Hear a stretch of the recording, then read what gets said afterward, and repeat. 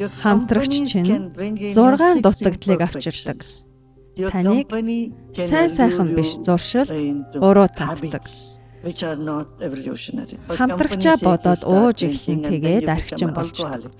Энэ танд ямар ч аз жаргал авчрахгүй. Нөгөө талаас таныг уруу дорой, сэтгэл готролтой болгодог. Хоёрт хит их хойволтой. Та үүнд дэндүү их орооцолдог. Үүнд үнэн худал хоёулаа бий гэдгийг мэдэх хэрэгтэй. Энэ төөрөгдөл үүсгдэг. Хамтрагч чинь дур тачаал давтуулна.